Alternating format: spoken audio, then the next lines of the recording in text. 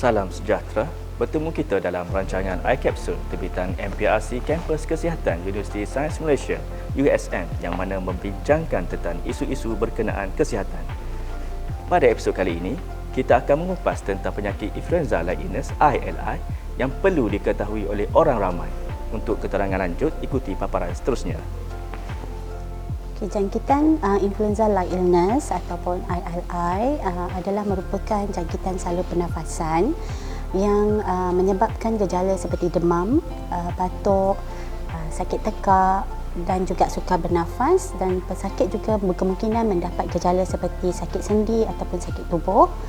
Dan terdapat sebilangan kecil pesakit yang terutamanya golongan yang berisiko tinggi mendapat jangkitan yang teruk.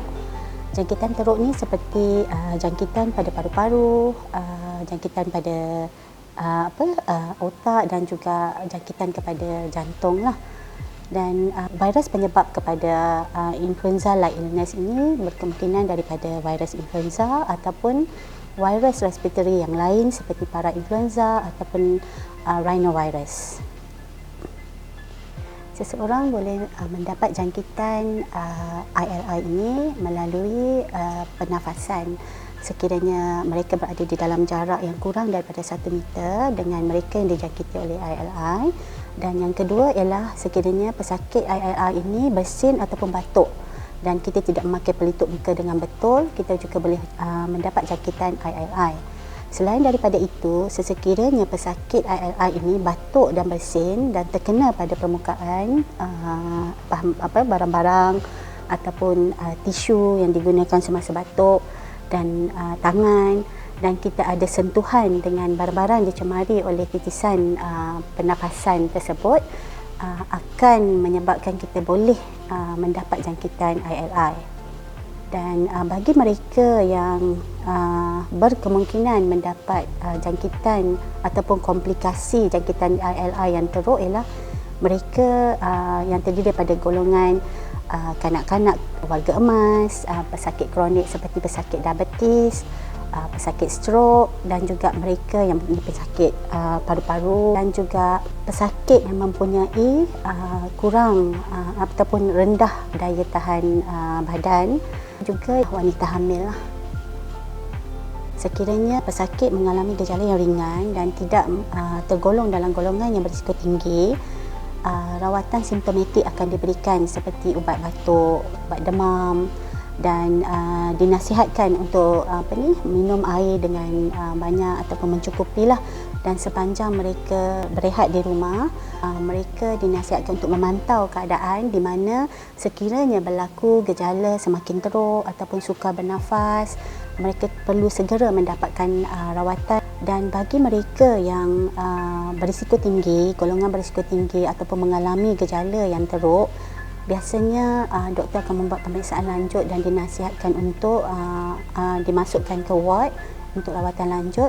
Ataupun sekiranya keadaan mereka stabil, mereka juga berkemungkinan diberikan rawatan antiviral sebagai pesakit luar ataupun dimasukkan ke ward.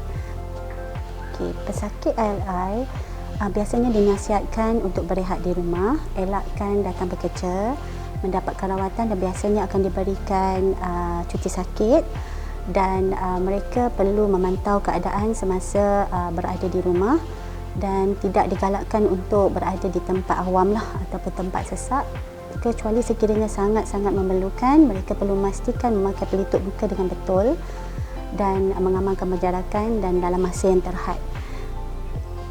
Langkah-langkah pencegahan yang boleh diambil oleh orang awam dan peranan kita semua ialah sekiranya kita bergejala ILI, elakkan datang bekerja atau ke tempat awam dan segera dapatkan rawatan di klinik kesihatan terdekat ataupun hospital. Dan bagi penasihatan umum, digalakkan untuk memakai pelitup muka dengan betul, dan juga mengamalkan etika batuk dan bersin dengan betul, dan digalakkan juga untuk mencuci tangan dengan kerap sebagaimana kita ketahui ianya juga boleh berjangkit melalui sentuhan.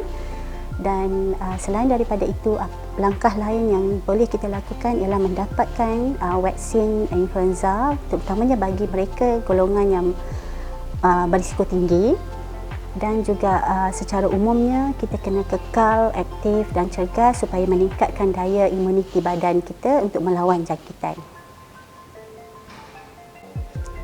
Demikian tadi kupasan yang jelas oleh pakar berkenaan penyakit ILI. Harapan kami anda semua mendapat manfaat daripada penjelasan tersebut. Semoga bertemu lagi dalam episod yang akan datang berkenaan tajuk yang lebih menarik menerusi rancangan iCapsule terbitan MPRC Kampus Kesihatan USN.